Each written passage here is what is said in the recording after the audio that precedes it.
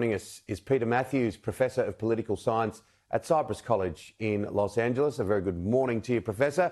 What do you make of all of this? The US and French issues all around the subs in Australia and the UK? Yeah, it is quite a sight to behold, isn't it? Because these are traditional allies that are very close in normal times. And this one incident can actually blow things up quite a bit if it isn't handled properly. It's unfortunate how it was handled, but overall, I think it'll be mended. The whole thing will work out because these are long-term allies. France, the United States. In fact, that some people, that's our longest ally that we've ever had during the American Revolutionary War against Britain. And Australia, of course, is a very close ally to both the U.S. and France as well. So I think it'll work out eventually. There have to be some cool heads prevailing. It was interesting, wasn't it, with President Biden, and we read some reports throughout the course of the week. Often when he is speaking or addressing or doing speeches, it's probably not his strong suit, but those personal relations, those one-on-one discussions, that kind of diplomacy is really his strong suit. And he did speak to President Macron as well. Yes, indeed. He's very good on one-on-one and in close quarters because he likes to reach out. He's passionate, emotional. You know, he shows warmth and he likes to hug, and he's a good glad handler in the traditional way of politics. And so he's used to that, and people appreciate it, that they feel that the person cares. And so I think he should continue one-on-one diplomacy as much as possible with world leaders, and that could help ameliorate some of the circumstances. Donald Trump is not going anywhere at the moment?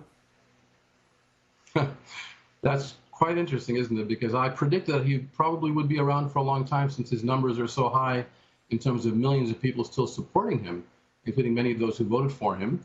He's having a major impact on the Republican Party. He already has. He's continuing to have so. And I think he may be running again in 2024. And if that's the case, he's going to win the nomination of the party, and Democrats will face him again. So it should be very interesting to watch. You can never underestimate his influence. He's got that charisma among his own followers. And, of course, he's anathema to many of his opponents. So it's like a divided country once again. We'll have to see what happens during these next 2 years. And he's trying to get back on Twitter. Yes, because that was his main strength. He knew how to use Twitter like no other president ever has. And he had millions of followers, and he lost them when Twitter took him off. So that would be something he would really try to get on in order to have some kind of influence and power for the near future. Huge week in the US Senate too, Peter. Oh, yes. The U.S. Senate has blocked the reconciliation bill, the infrastructure bill. They were hoping to get it passed. The Democrats were hoping to get passed. It was bipartisan support infrastructure. But the reconciliation bill, a large bill that would provide social infrastructure, human infrastructure that President Biden wants and the Democrats want, that's being held up mainly by two Democrats in the Senate. And that is Kristen Sinema from Arizona and Joe Manchin from West Virginia. And these folks are causing a lot of consternation among the majority of Democrats who want both bills passed together, just like President Biden wants. And the numbers are there for the Democrats to do it if they were united. The problem is there's also a filibuster in the Senate, and that blocks a lot of things from happening. The filibuster is a very strange rule that was not in the Constitution. It was brought in by the 1800s. It's been used mostly to support segregation and anti-civil rights legislation. And what it is, it allows people originally to be able to talk as long as they can without stopping to block legislation.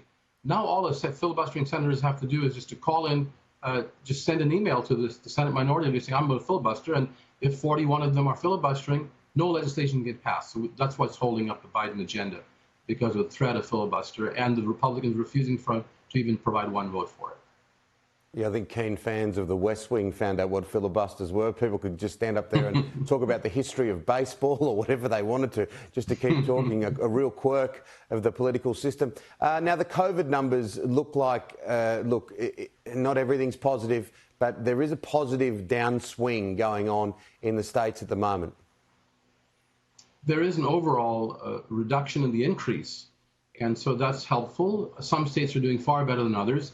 What's remarkable, though, the two large states, at least California is one of the states that's doing quite well among the 50 states in keeping the numbers low enough because of vaccinations, because of masking and social distancing, which Californians are pretty much following, unlike some of the other states like Mississippi. But take, for example, Puerto Rico. Puerto Rico is remarkable. It's American territory in the Caribbean, and Puerto Rico has the lowest number, 6 per 100,000 infections, only 6, compared to the national average of about 34 per 100,000 infections. So Puerto Rico is quite a unique state. It's an island, and so it's being able to also, it's nonpartisan in a sense. They have Republicans and Democrats, but they have not made this a partisan issue. The problem in the United States itself and some of our states has become a partisan issue. And we also know that vaccination rates, which are correlated with the lack of vaccinations, correlated with higher death rates and case rates, are higher in the red states, the Republican states, and the Democratic states. And that's quite a partisan divide that we have to overcome, so it's become a nonpartisan issue to save America from COVID, especially Delta.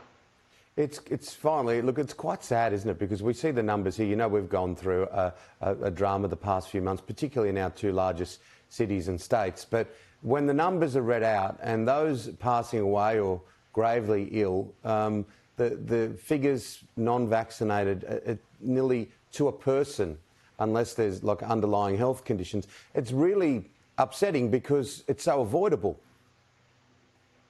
It really is so avoidable. And the United States is 41st out of 200 countries, almost 200 countries in the world. The U.S. is way down at 41 in terms of vaccination rates because of this anti-vax movement, some of which is religiously based, some of which is just unscientifically, anti-scientifically based. And these are deaths that could be avoided, illness that could be avoided. And as you said, Tim, almost to the T, the people that are in the hospitals on the deathbed or on the ventilators are the ones not vaccinated, way in the 90% range. Very, very, very few people that were vaccinated are in the hospital right now. So that should be seen by all states, no matter if they're red or blue, or whoever they are, and just go for the logic and the reason and do it. Get the vaccinations. Yeah, pretty simple message. They've been around for a long time in all various capacities. Professor Peter Mathews, great to see you again. Look forward to having a chat soon. You bet. Thank you, Tim. Take care. The worldwide total of COVID-19 deaths has surpassed 5 million, more than half of the global deaths reported on a 7-day average were in the US, Russia, Brazil, Mexico and India. According to Reuters analysis, it took just 8 months for the COVID death toll to hit 2.5